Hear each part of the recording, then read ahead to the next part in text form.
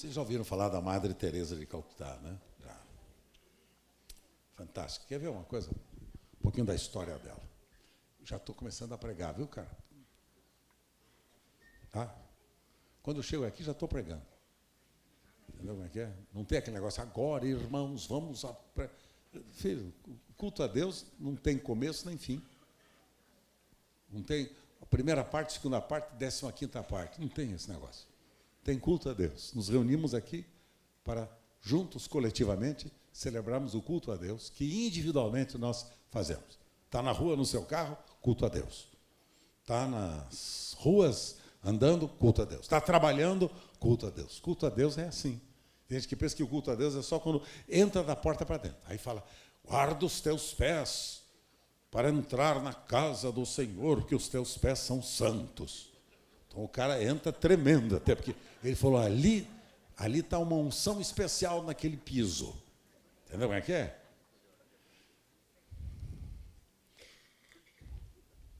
Culto a Deus é 24 horas e não termina nunca. Que culto a Deus é não terás outros deuses diante de ti. Culto a Deus é o tempo todo da nossa vida. Quando perdoamos os inimigos, culto a Deus. Quando pagamos os nossos compromissos em dia, culto a Deus. Quando cumprimos a nossa palavra, culto a Deus. Quando estamos trabalhando no escritório ou em qualquer outra atividade, culto a Deus. Quando estamos varrendo o prédio, culto a Deus. Isso é culto a Deus. Entendeu? Culto a Deus não é venho, cheguei, agora começou o culto. Irmãos, agora começou o culto, fique quietinho. Não começou, o culto começou há 2000 anos atrás, quando em Cristo fomos feitos uma nova criatura. Bom, chega. Esse foi o 5º sermão que eu preguei hoje pela manhã. Tem mais uma meia dúzia ainda. Espírito Santo, me ajude a interpretar a tua vontade soberana nesta manhã com este rebanho tão precioso. Ministra ao coração deles tua palavra. Em teu nome, Senhor. Amém. Madre Teresa de Calcutá, cidade da Índia, para onde ela foi, é uma heroína sonhadora dos cristãos contemporâneos.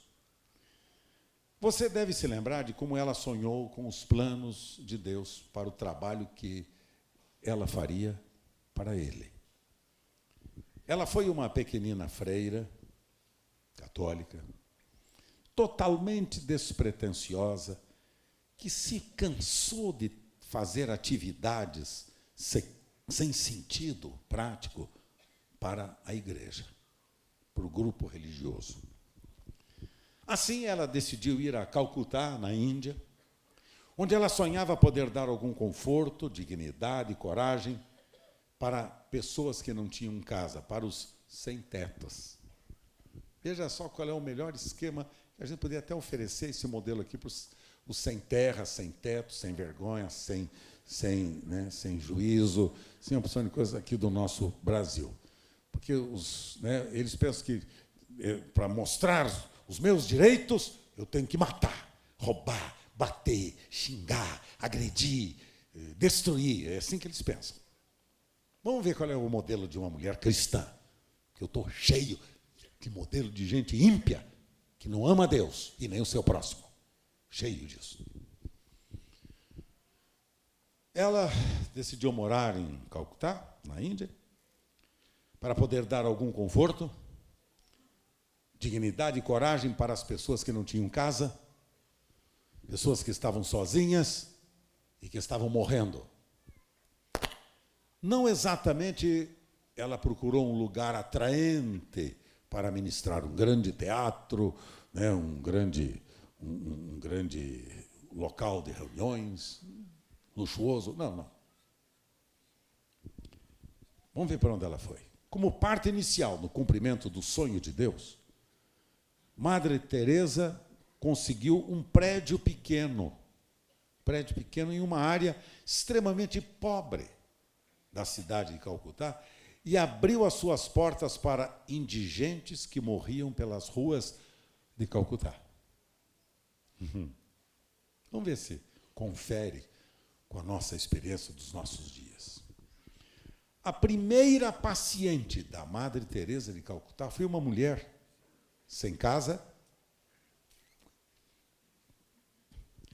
metade do corpo comido por ratos e vermes. Madre Teresa levou esta criatura humana, desesperançada, até o seu pequeno centro de recuperação, onde ela a amou, lhe deu banho e acariciou-a até ela morrer. Aquela mulher e outras centenas desde então morreram, sabendo que alguém se preocupava com ela e que alguém a amava. Todos precisam desse tipo de amor quando se aproximam das sombras da morte.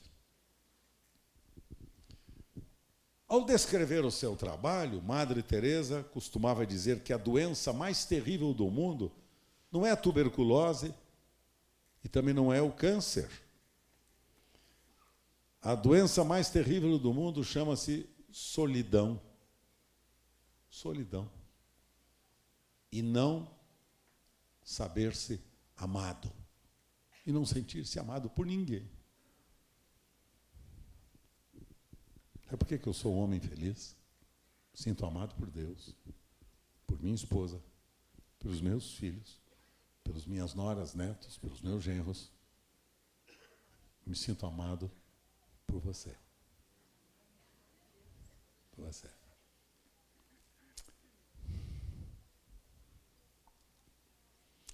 Essa freira pequenina dedicou a sua vida ao sonho que Deus lhe havia dado.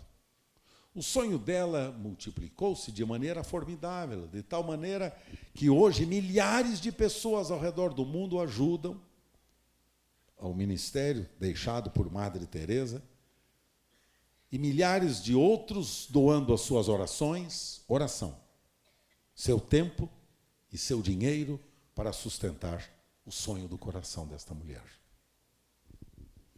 Pense na maneira como o sonho de Madre Teresa causa impacto aos miseráveis a quem ela serviu. Como ondas suaves de um lago tranquilo, uma mulher sem destaque desafiou o mundo inteiro a uma definição ativamente nova do que seja compaixão cristã. Compaixão cristã. Para mim, cristianismo que não tem compaixão é religião barata, comercial, que não serve para nada, não serve para fazer negócio. E nós não somos deste grupo.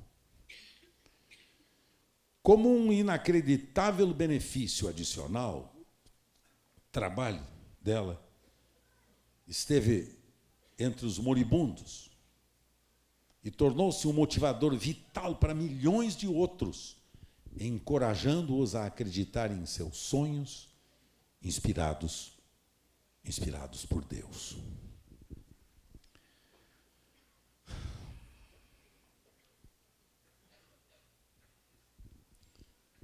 Não pense que o amor, para ser verdadeiro, precisa ser extraordinário. O que é necessário é tão somente continuar amando. Como uma lâmpada arde, se não for através da alimentação contínua de gotinhas de azeite, uma lâmpada permanecer acesa, tem que as gotinhas de azeite irem caindo nela para manter a chama acesa da lâmpada. Quando não há azeite, não há luz, e o noivo, o Senhor, dirá: nunca vos conheci, apartai-vos de mim, vós que praticais a iniquidade. Este é a declaração que o Senhor fará a gente que sabia fazer o bem e não fez. E que, fazendo o bem de maneira inadequada, buscou a glória pessoal e não a glória de Deus. Queridos, isso é Madre Teresa de Calcutá falando. O que são gotinhas de azeites em nossas lâmpadas? Como é que as gotinhas de azeite nas nossas lâmpadas, para manter a nossa lâmpada acesa, quais são essas gotinhas de azeite? Dizia ela. São as coisas pequenas da vida cotidiana. A alegria, a generosidade, as coisinhas boas, a humildade, a paciência, o amor, o serviço. a simples preocupação com outra pessoa. A nossa maneira de calar-nos, de ouvir, de perdoar, de falar e de agir. Estas são as verdadeiras gotinhas de azeite que fazem nossas lâmpadas arder com vigor por toda a nossa vida.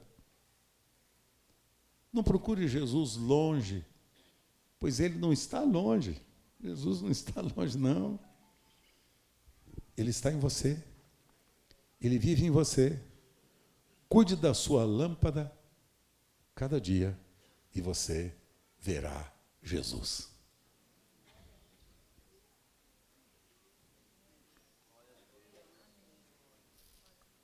Este cristianismo eu creio. Sabe, queridos, este cristianismo eu creio. Este cristianismo de serviço. Este cristianismo quando as pessoas doam-se. Ouça mais.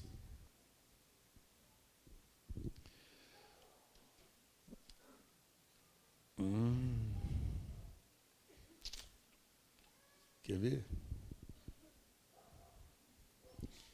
Ao descrever o seu trabalho,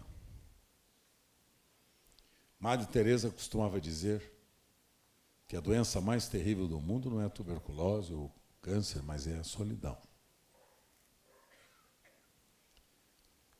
O sonho dela transformou-se em um projeto que abençoou as nações da terra e muita gente na Índia. Os miseráveis, os que não tinham casa, os que sofriam, os que estavam vivendo uma vida miseravelmente perdida, sem esperança.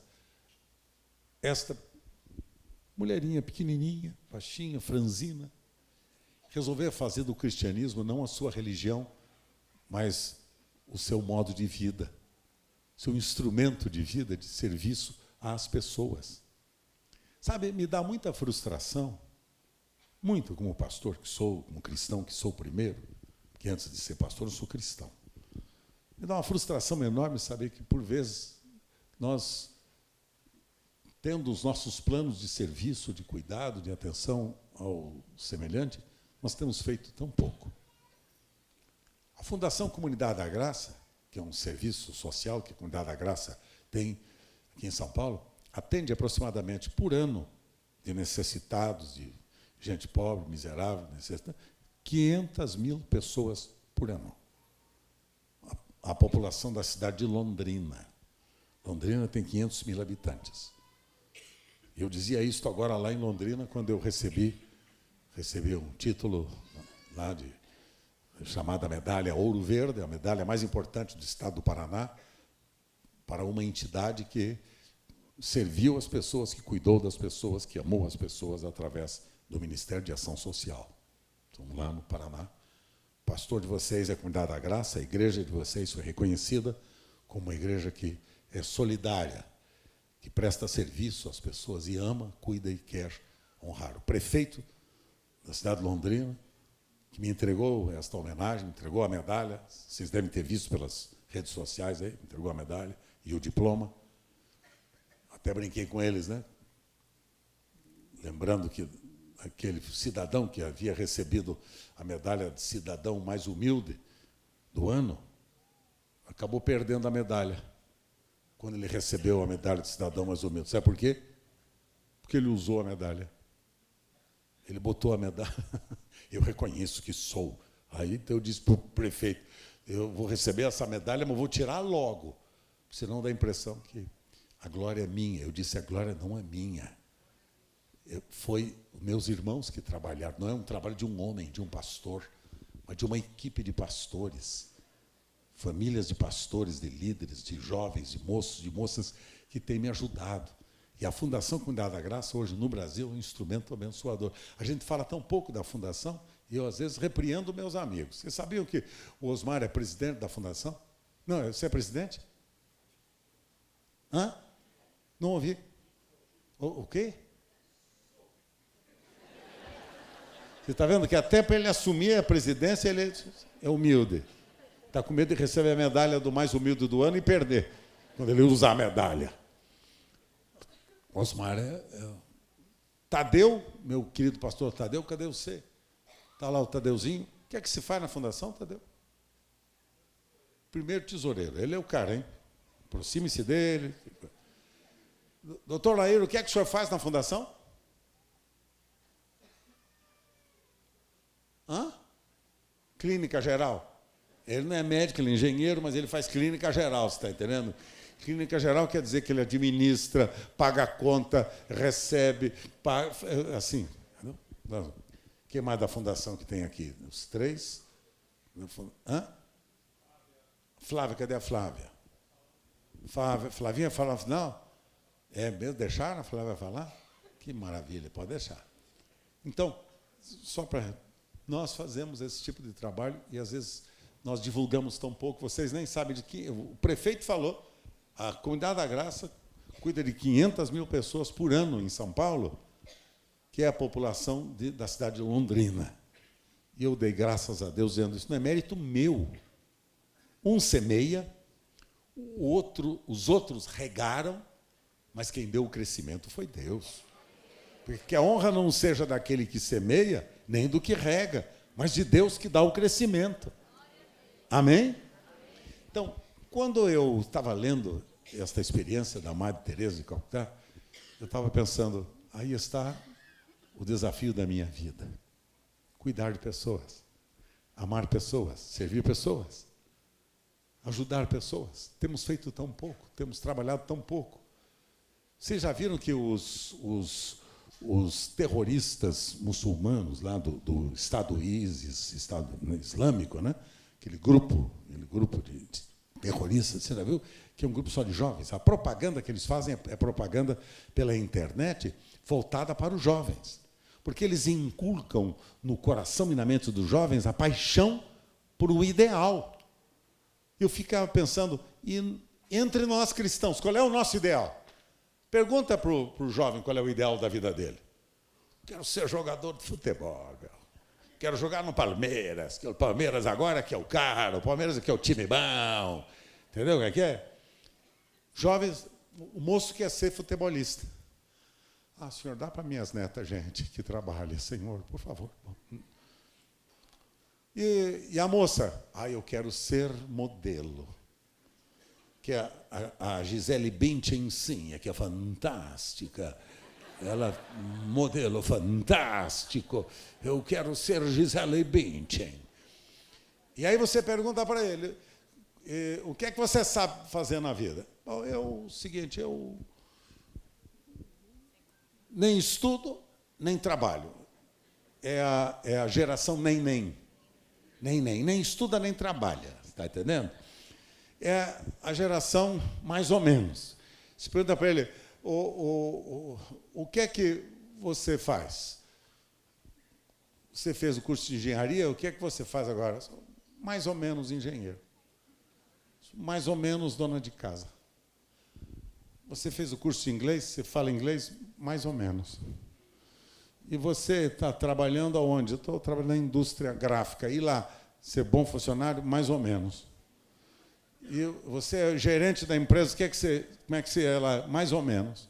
É a geração do mais ou menos. Tudo é mais ou menos. E como é que está o seu casamento? Mais ou menos. E a sua esposa? Mais ou menos. E seu marido? Mais ou menos. Seu namorado? Nem mais nem menos. Mais ou menos. É a geração do mais ou menos. Falta definição na vida. Porque falta um ideal. Filhos, somos cristãos. Cristo é nossa vida. Seu ideal, sua motivação, seu projeto, Ele, sua pessoa. E Jesus veio para que eu e você fôssemos os continuadores do ministério dele. Nós, cristãos, somos os continuadores do ministério de Cristo. Somos discípulos de Jesus. Os discípulos que vão continuar o ministério de Jesus. Seu amor, sua paixão, seu cuidado, seu zelo. E dá uma olhada na vida de Jesus como era. Voltada para o pobre, para o órfão, para o desamparado, para a viúva, para aquela que estava sendo acusada de adultério, para o que estava sendo acusado de roubo. E qual era o ministério de Jesus? Voltado para aqueles que eram os miseráveis deste mundo. Aqueles que não tinham esperança. e salvação. É para estes que Jesus veio. Veio buscar e salvar todo o que se havia perdido. Então, meus queridos, o que é cristianismo entre nós? É a nossa religião de fim de semana. É o lugar onde a gente se encontra para cantar, bater palma, ouvir sermão e ir embora para casa. Isto tem sido o nosso desafio de vida.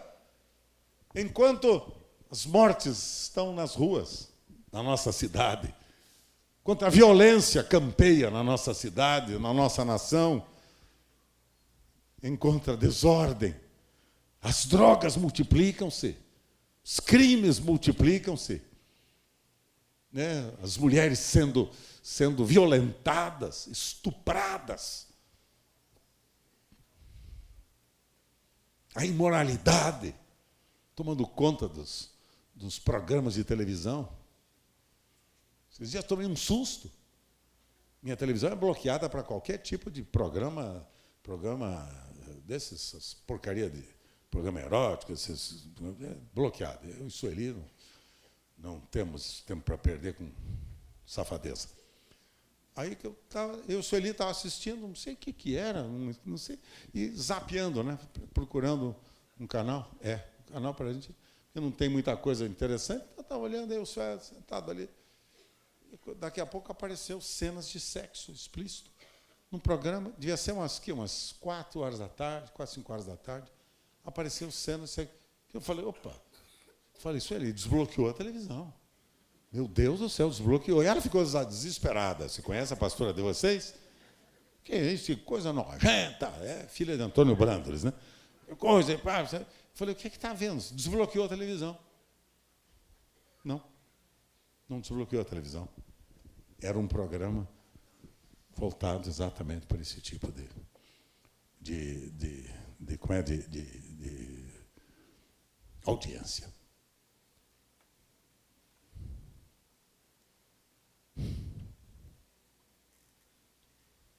Onde está o cristianismo? Onde estou eu e você? Nossa influência. Uma mulherzinha resolveu cuidar de gente que estava caindo aos pedaços. Há outros fatos históricos que contam dela, né? E ela buscava nas ruas gente que havia sido comida de ratos. Pela metade. Ela trazia, dava banho e orava, abençoava aquelas pessoas, consolava. E ela disse que a maior alegria da vida dela e do grupo de auxiliares do ministério dela era ver que as pessoas estavam morrendo em paz, felizes e gratas a Deus, porque receberam um estímulo, consolação, amor e cuidado. Bom, vamos para a palavra? Estou nela faz tempo. Mateus 25. Mateus 25. E eu só tenho mais 15 minutos, hein? Vocês tenham misericórdia de mim. Mateus 25. Verso 31.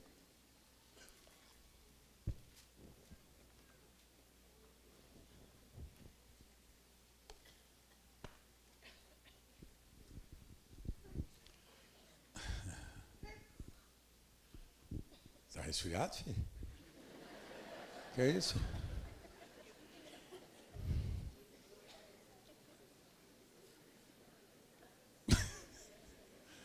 Pastor chato, não? Ei, pastor chato esse. É só perturbando as ovelhas do rebanho. Tem aquele, como é que é? Um bom para resfriado, qual é mesmo? Qual é o nome mesmo? Benegripe.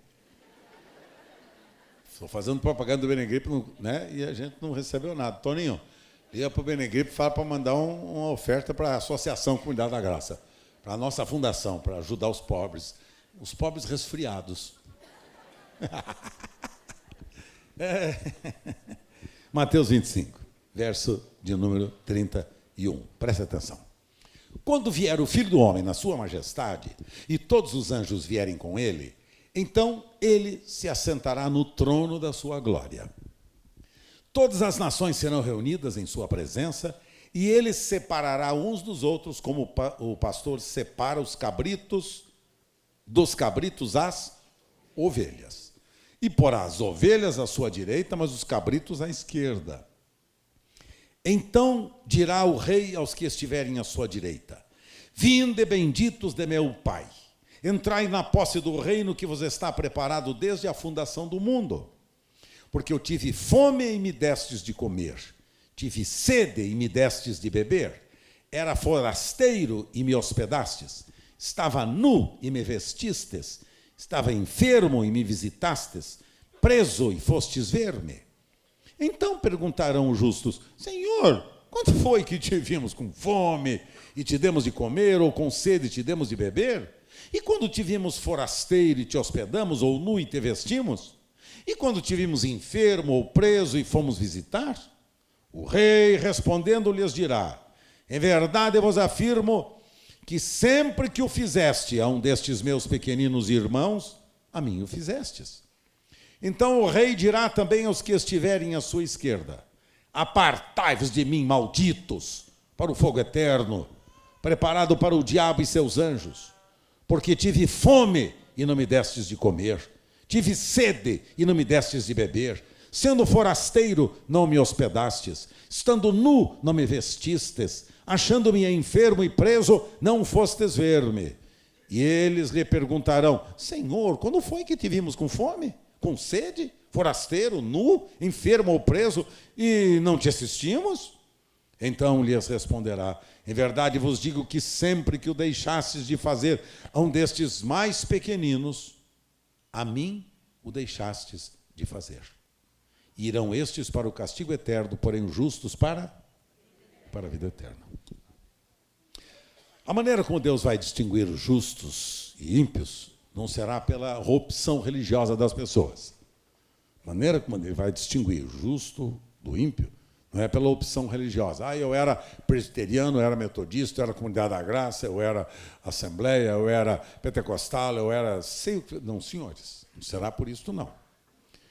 Se é batizado, se é dizimista. Não, eu sou dizimista, eu sou batizado. Deus, naturalmente, tem compromisso comigo. Eu dou dinheiro para a igreja, eu faço boas obras, eu sou uma pessoa fantástica. A religião minha é fantástica. Eu estou fazendo tudo bem certinho, bem direitinho. Vou nas reuniões todos os domingos, vou nos cultos, vou nas missas, vou nas preces, vou nas... sei lá eu o quê, vou sempre. Se frequenta a igreja aos domingos, mas, entre outras coisas, será distinguido pelo compromisso com outras pessoas. Ouça, este ano nós estamos falando sobre o ano da Vivendo em Amor. E o tema desta manhã está relacionado com esse desafio de fé que a Comunidade da Graça, neste ano, tomou como principal desafio para o nosso ministério. Vivendo em amor. O que é viver em amor? Viver em amor não é bater nas costas do irmão e dar um abraço e um beijo nele. Isso não é viver em amor. Viver em amor não é sentar-se com ele e olhar para ele sorrindo. Oi. Viver em amor não é você apenas encontrar-se com seu irmão nos corredores ou abraçá-lo e dizer quanto você o ama, mas você nunca nem sequer soube se ele está empregado, desempregado, se ele tem recursos, se ele tem dinheiro para chegar até aqui, se ele tem casa para morar, se ele tem agasalho para vestir. Você não sabe nada disto. Cristianismo é este em que eu me preocupo-me só com o meu ventre, só comigo mesmo. Eu mais rico, eu mais poderoso, eu. Aí Jesus disse que há um grupo que será conhecido exatamente pelo seu estilo de vida, pelo seu comportamento, não pela religião e pelas atividades que ele participa, no seu grupo religioso.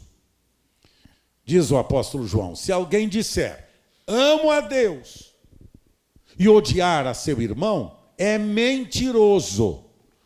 Pois aquele que não ama seu irmão a quem vê, não pode amar a Deus a quem não vê. 1 de João, capítulo 4, verso de número 20. 1 de João, capítulo 4, verso 20. Como é que eu posso dizer que amo a Deus que eu não vejo, se não sou capaz de amar o meu semelhante que eu vejo? Então, cristianismo que não é vivencial, que não é prático, é religião barata, que não serve para nada, a não ser para tentar acomodar a consciência dos hipócritas, dos egoístas que pensam só no seu ventre, no seu bolso, no seu benefício, no seu interesse. Este cristianismo desse tipo eu não creio. Eu creio no cristianismo prático deixado e ensinado por Jesus e pelos discípulos e apóstolos que ele deixou ao longo da sua história. Se os nossos relacionamentos vão determinar a nossa entrada no reino de Deus, então é importante que a gente se avalie de acordo com as verdades expostas no texto que eu acabo de ler para vocês. Vamos nós nos avaliarmos. Porque depende da entrada no reino de Deus o seu tipo de relacionamento, sabia? Mas se eu nascer de novo, já estou garantido. Nasci de novo e não me interessa com nada mais na minha vida. Eu nasci de novo mesmo, sou uma nova criatura, eu não peco mais, eu sou bonzinho, sou já o grande senhor da história do cristianismo de hoje. Então, eu já está tudo certinho comigo. Jesus disse, não, senhor. Que se o senhor e a senhora se dizem convertidos, nascidos de Deus, nascidos de novo, e não se importa com seu semelhante, você será separado entre os bodes e as ovelhas. Disse Jesus, que você acabou de ler sua palavra. Quem são os que têm fome e sede? Quem são os que têm fome e sede? Se você olhar à sua volta, você vai encontrar muitas pessoas com fome e sede de justiça. Pessoas com fome e sede de carências espirituais, de carências morais, de carências emocionais, de carências afetivas. Gente que foi traída, gente que foi abandonada. Mulheres que foram abandonadas por seus maridos infiéis. Filhos que foram espancados e desonrados pelos seus pais. Se vocês soubessem, eu sou pastor há 50 anos, pessoal. Já atendi milhares de pessoas ao longo da minha vida, tanto eu quanto Sueli. E eu sei o que significa isso. Sueli, nós estivemos ontem num congresso de pastores da Igreja Metodista do Brasil, aqui em São Paulo, eu e Sueli, eu pregando para os pastores, a Sueli para as mulheres. Foi um tempo memorável de ontem. E a Sueli dizia para mim, Beto, ela me chama de Beto. Coisa incrível, não, nem de reverendo. Por que ela me chama de reverendo? Me chama de Beto. É uma coisa, um desrespeito só, uma coisa horrível, horrível. Aí ela falou para mim, Beto, você não imagina o que tem de mulher sofrida. Que a minha reunião terminou, a dela continuou. Sabe por quê? Porque ela ficou recebendo as mulheres que choravam. E eu falei, puxa, você tá uma choradeira mulherada ontem com você, que os homens meus, os homens que estavam comigo, estavam tudo certinho. Que o homem é fera, viu? O homem é fera. Nojento, mas enfim, homem não é fácil. Aí eu disse, mas por que? Ela falou assim, sabe, Beto, você não imagina o que tem mulher ferida, que tem mulher de pastor ferida. Mulheres de pastores feridas, machucadas. Porque o grupo ontem do congresso era com casais de pastores. Ela disse, você não pode imaginar. Pastores que ferem suas esposas. Pastores desonestos. Pastores desleais. Pastores hipócritas. Pastores mentirosos. Pastores cruéis. Você não pode imaginar. Pastores indiferentes. As mulheres... E as mulheres com a pele seca e feia, sem cuidado. Os maridos tudo bonitão. Ela falou, os maridos tudo bonitão, os maridos tudo bem arrumadinho, tudo, e as mulheres feias, cabelo mal cortado. Tem uma lá que estava o cabelo torto. Aí a Sueli estava conversando com ela falou, meu cabelo está torto assim, porque eu resolvi cortar meu cabelo. A esposa de um pastor. Porque esse momento está um pouco difícil e tudo, resolvi eu mesmo cortar o cabelo. Mas o safado estava bem. Como é que vai seu ministério? Mais ou menos. Como vai sua vida espiritual? Mais ou menos. Como vai a sua vida profissional? Mais ou menos. Entendeu como é que é?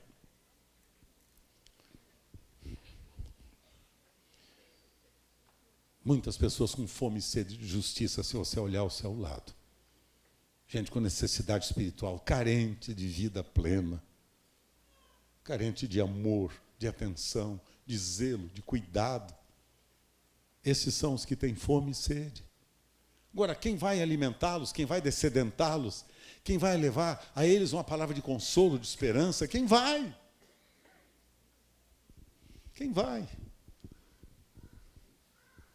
Daí, como resultado desta carência, veja esse movimento no mundo todo hoje, o movimento do sexo alternativo. Tem sexo alternativo, tem terceiro sexo, quarto sexo, quinto sexo, então o negócio está uma sexarada aí que vai que vai. Não se sabe mais como é que vai ser. Para mim, antes era só homem e mulher, agora virou mulher mais ou menos, legal, nem. Tem tudo quanto é coisa, tem tudo quanto é jeito tem por aí, você está entendendo? Agora, veja a carência desses grupos todos. Veja, sabe por que esse movimento todo cresce no mundo inteiro? Por causa de filhos que foram desonrados pelos pais. Filhos que foram estuprados dentro de casa pelo seu próprio pai. Sabiam disto? Sabiam disto? Vocês sabem, vocês não são tolos. Um auditório, para mim, nobre. Vocês são um auditório nobre, um dos mais nobres que eu conheço em São Paulo. Você sabia disso? Sabia disso? Dá uma olhada no toque nobre da pessoa do seu lado, dá uma olhada, dá um toque, fala, você é um nobre. Nobre. Entendeu, Mauricinho? Caba nobre. Quase lá, né? Mais ou menos.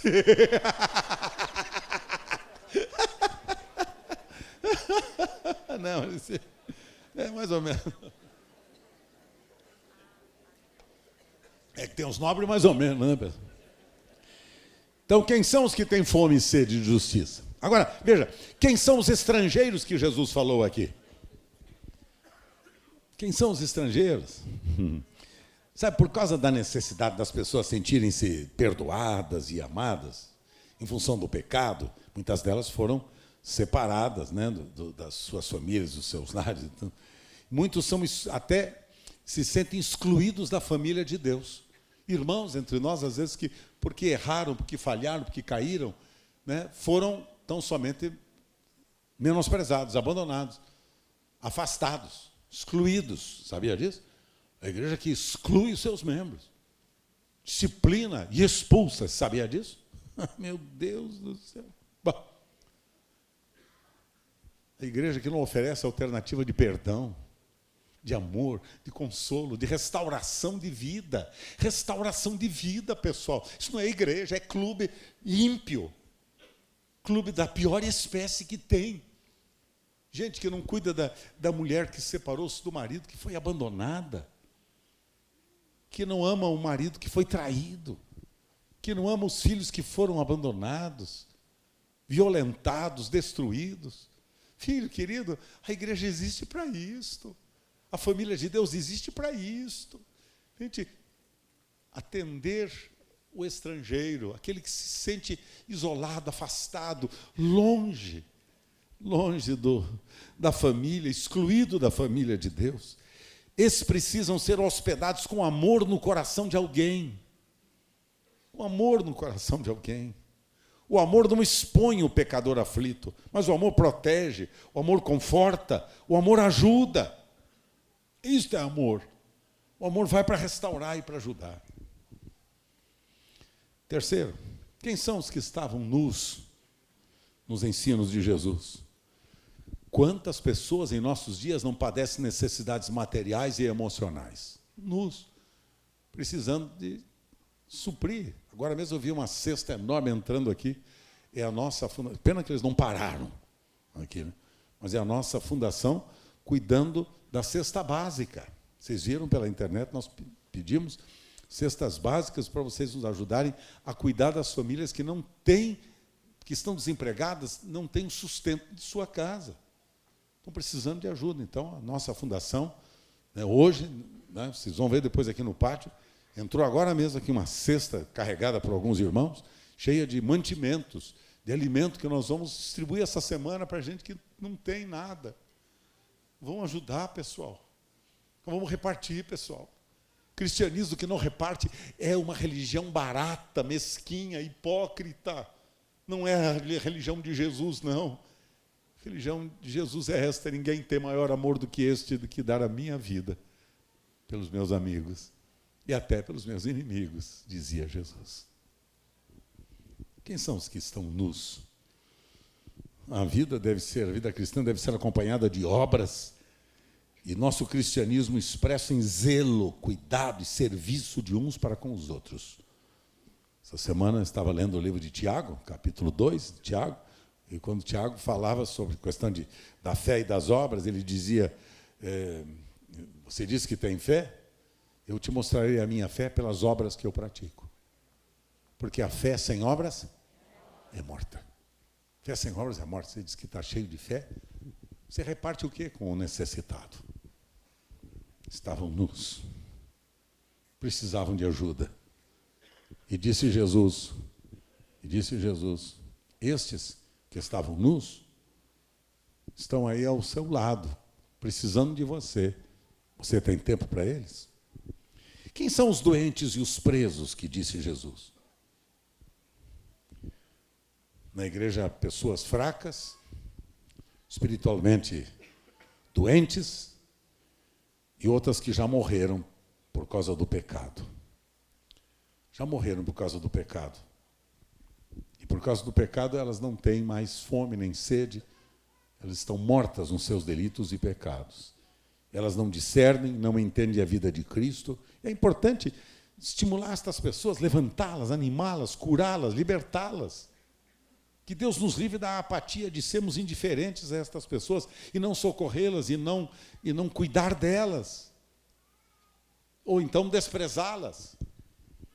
A igreja deve proporcionar um ambiente familiar onde as pessoas poderão ser saciadas, acolhidas, cobertas na sua nudez, saradas e libertas, para que nenhuma das ovelhas que o Senhor tem dado a este ministério se perca. Nenhuma. Nós temos as nossas células. As nossas células precisam ser núcleos de prestação de serviço. Núcleo de prestação de serviço, de cuidado com as pessoas, de amor e de zelo pelas pessoas. Ah, mas eu chego lá, vão me explorar, vão me pedir dinheiro emprestado. Não dê. Ué? Pode. Entendeu como é que é? Não dê. Não, porque às vezes tem uns cabas que são fera, viu? Oba, esta igreja que é boa. Gostei do que o Carlos Alberto falou hoje, porque esse cara está falando o evangelho maravilhoso. Estou devendo aí 5 milhões. Preciso pagar os 5 milhões aí, agora a minha célula vai pagar os 5 milhões. E você vai tomar um trombadel. Não, isso não é disso que eu falo. Eu falo de real necessidade.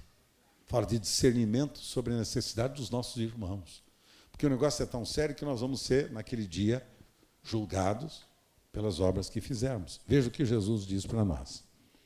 Em verdade vos digo, que sempre que o deixastes de fazer a um destes mais pequeninos irmãos, a mim o deixaste de fazer. E Jesus dirá, em verdade eu vos afirmo, que sempre que fizestes a um destes meus pequeninos irmãos, a mim o fizestes. Porque eu tive fome, me deste de comer.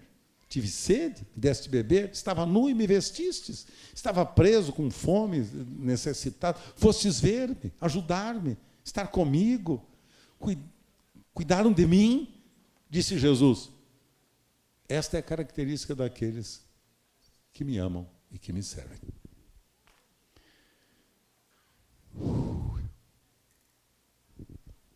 Quem é você? Quem é você?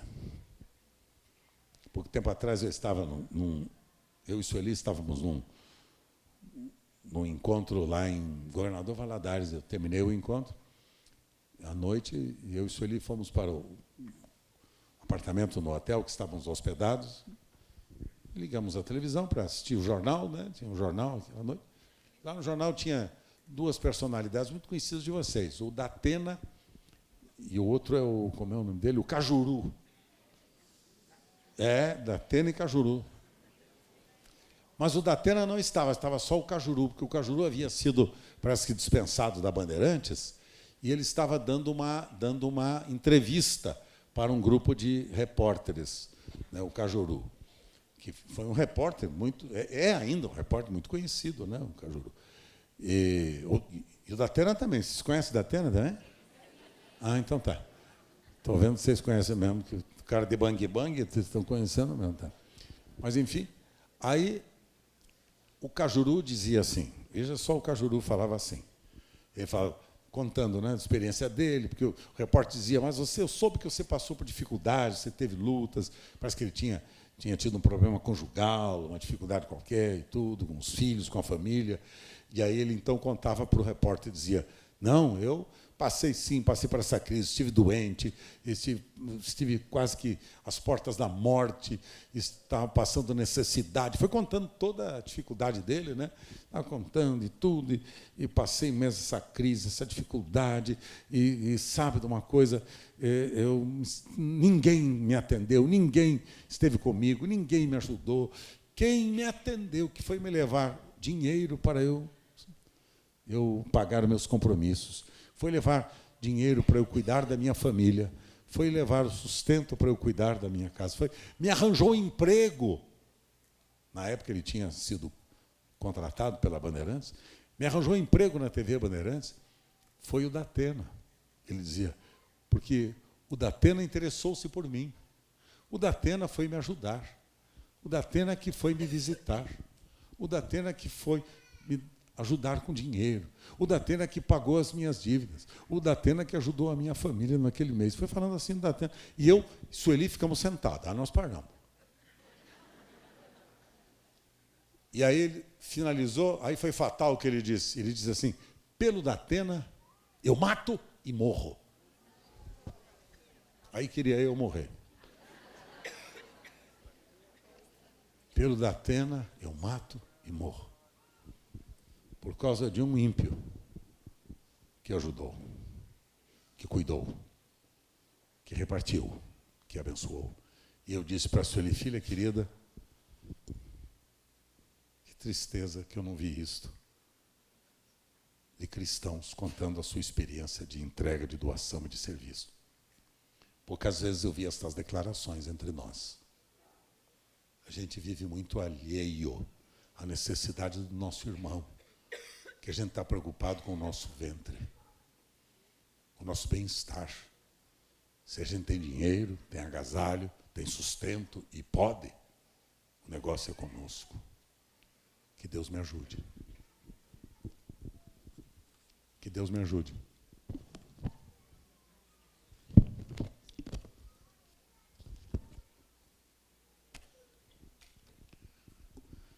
Que Deus nos ajude. Cristianismo prático é este. Quando a um destes meus pequeninos irmãos fizestes, a mim o fizestes. Disse Jesus. Estava nu, me vestistes. Tinha fome, deste de comer. Estava preso e doente, fostes ver. Fostes estar comigo, fostes ajudar-me, fostes abençoar-me. Aí está seu irmão do seu lado hoje. Ao seu lado está uma pessoa tão preciosa e querida. Talvez ela esteja vivendo dias difíceis. O desemprego, ou a doença, ou a falta de esperança, de vida. Não pode, pessoal. A Comunidade da Graça, a marca da Comunidade da Graça é esta. Uma igreja vivendo em amor. Família de Deus. Somos a igreja família, vivendo o amor de Cristo. Para quê? Para alcançar o próximo e então transformá-lo em discípulo de Jesus. Você quer isto para você? Deixa eu fazer um convite. Nem que eu gaste um pouquinho de tempo a mais, mas eu preciso fazer um convite para vocês.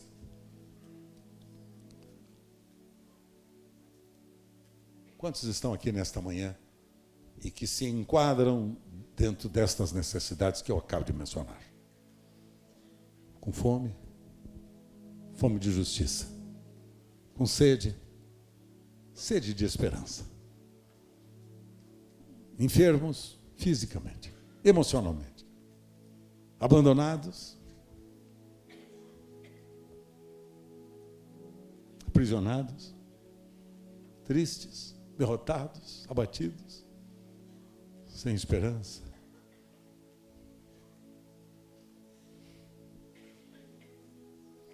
Amo você, filha. Amo muito você, filha. Muito, muito você. Suas lágrimas, o Senhor vai secá-las todas. Você não vai sair daqui sem a gente cuidar de você. Primeira vez que você vem aqui? Está com uma bebezinha na UTI. Esta semana, o netinho do nosso pastor Lair foi alcançado lá na UTI. Ele também estava com uma enfermidade perigosa e o Senhor alcançou lá. Porque a igreja orou. E nós oramos. E você não vai sair daqui se a gente orar por você e cuidar de você. Pastores, por favor, eu preciso que vocês cuidem desta senhora aqui hoje. E quando falo pastor, me refiro às irmãs, às pastoras. Trata-se de uma mulher que nós precisamos cuidar. Porque senão eu vou fechar esse negócio aqui. Nós vamos transformar numa como é aquele negócio que está na moda agora? Para dançar, como é? O quê? Baladinha? Baladinha é coisa boa. Coisa boa para o inferno. Aqui não. Vamos cuidar? Cuidar de você. Como é seu nome? Luciana, eu te amo, Luciana. E eu te amo aquela bonequinha lá do hospital, que o senhor está tocando na Rafaela agora lá, viu? Ah, o senhor está tocando na Rafaela. Estenda as mãos. Estenda as mãos. Pai, nós estendemos as mãos para a tua filhinha querida. Ah, Senhor, é a sua filhinha lá no leito do hospital, na UTI. Está sendo tocada por ti, Senhor. Repreendo aquele mal. Repreendo este mal. Em nome de Jesus. Em nome do Senhor Jesus. E oro, Senhor, para que venha saúde. Saúde para aquela criança, Senhor. Saúde, em nome de Jesus. Saúde em nome de Jesus. Venha saúde. Venha saúde para este lar, para esta família. E esta criança receba vida e saúde agora. Onde ela estiver. Onde ela estiver. Amém?